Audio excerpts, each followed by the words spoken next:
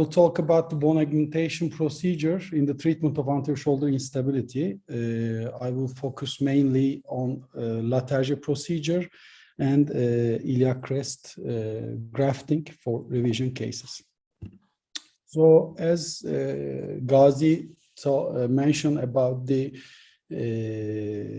pattern of the glenohumeral instability, it's really demanding, and it's not easy to sometimes diagnose the patient and give the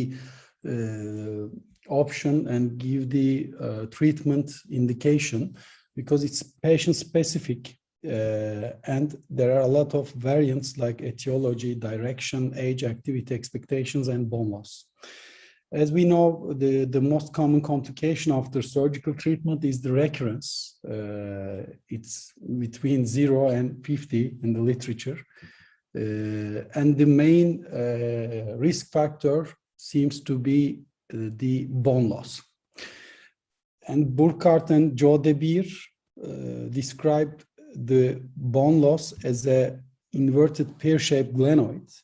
And if we have this bone loss, and mainly it's combined with the heel sacks, and if we do an arthroscopic Bankart repair, the soft tissue procedure, we will have a more than 60% of the recurrence after this procedure.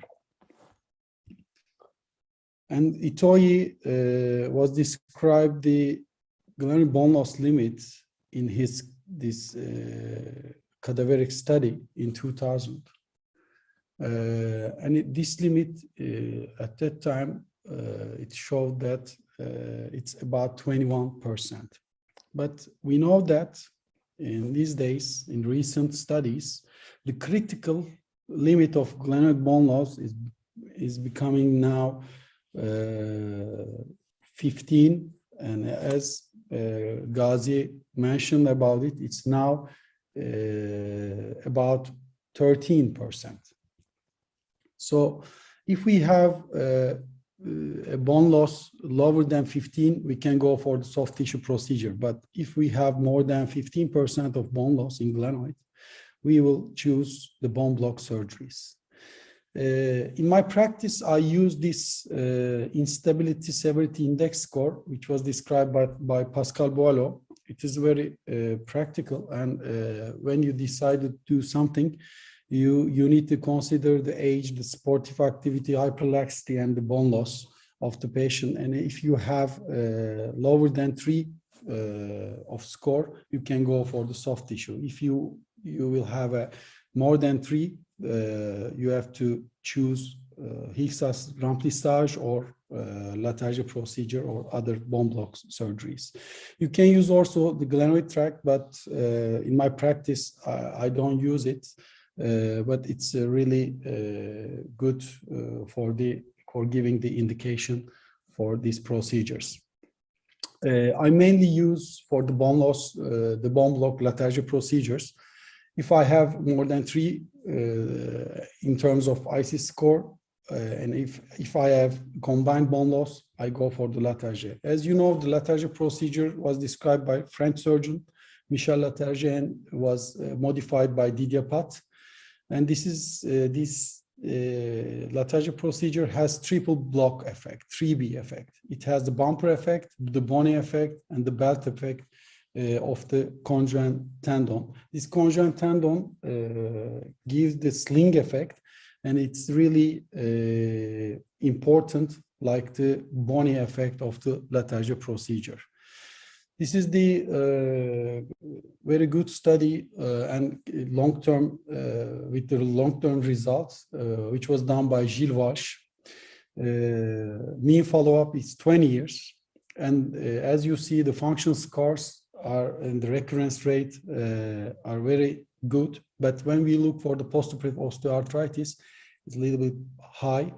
This is a radiologic osteoarthritis. It doesn't have any effect on the physical examination of the patient.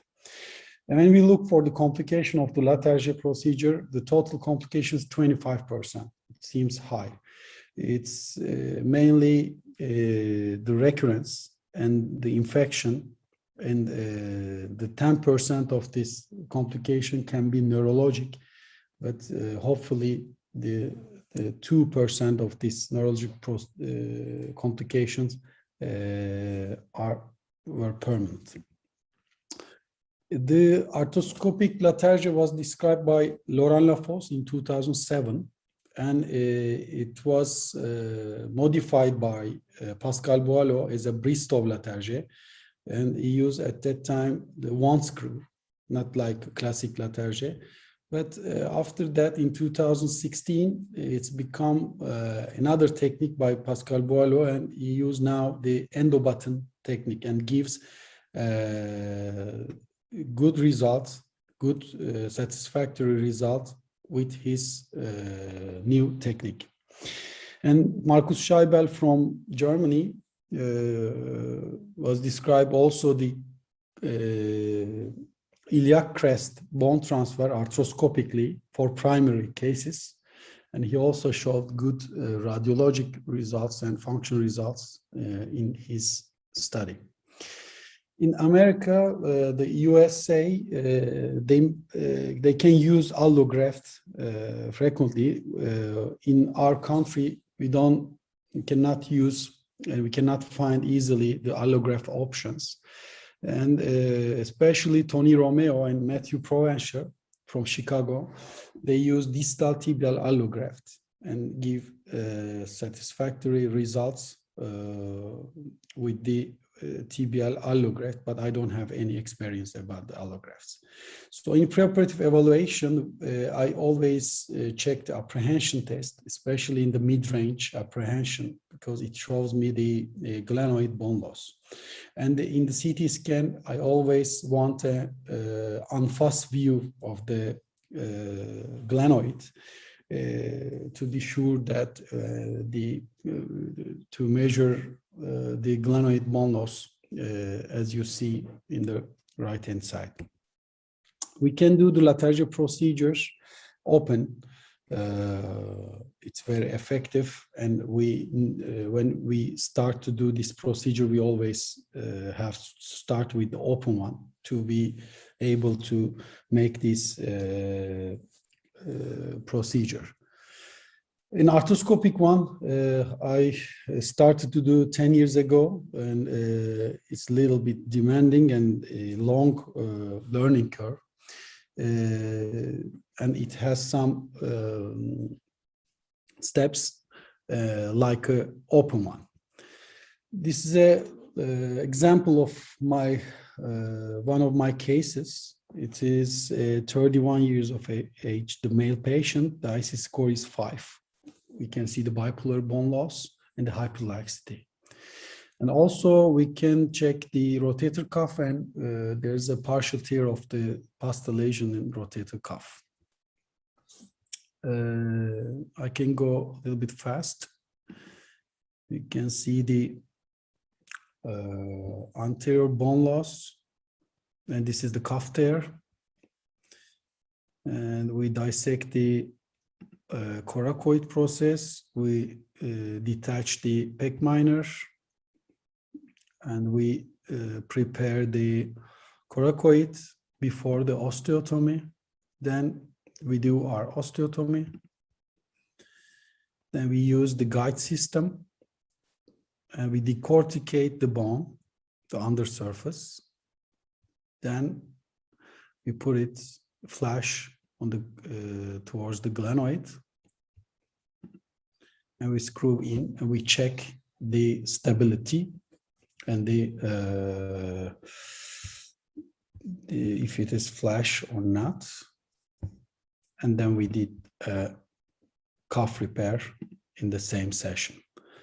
So it gives you an advantage to see the associated lesion and then check the graft inside the sitting and the position of the graft. But we sometimes have some complication like that. After 1 year, we can see some graft lysis, graft total lysis. As you see, this is the second look arthroscopy. There's nothing left. just the capsula, neocapsula, and there's no bone inside. So we remove the screws, and we use for the revision the Eden-Hibinet procedure. We take an iliac crest graft and put it for the revision, as you see in the CT scan. So why arthroscopic lateralgia? Because we can do the arthroscopic examination of the shoulder. We can go for the additional lesion. We can treat the additional lesions. The graft positioning, we can check it intraarticularly.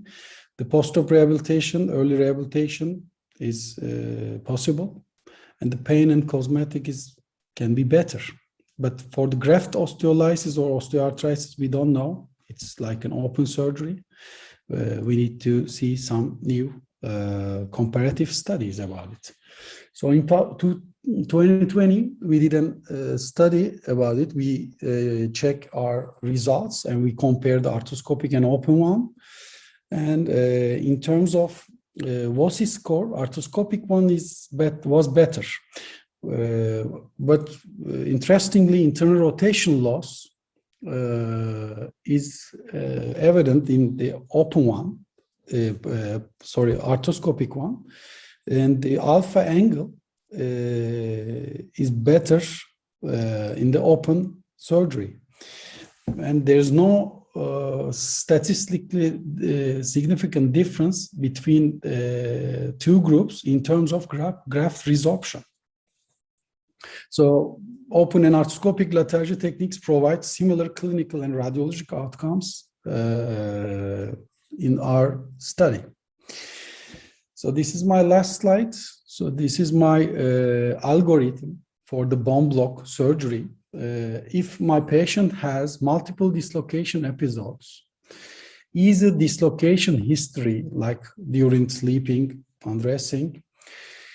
So if the glenoid bone loss is more than 15% combined with the Hill-Sachs, and if the patient has some bad quality capsulolabral tissue during the diagnostic arthroscopy, and if my patient has the failed Bankart surgery, I go bone block surgery, and my first choice is lateralgia procedure. But in revision cases for the lateralgia procedure, failure of the lateralgia procedure, I go for the Eden-Hibinet iliac crest procedure. Thank you very much for your attention.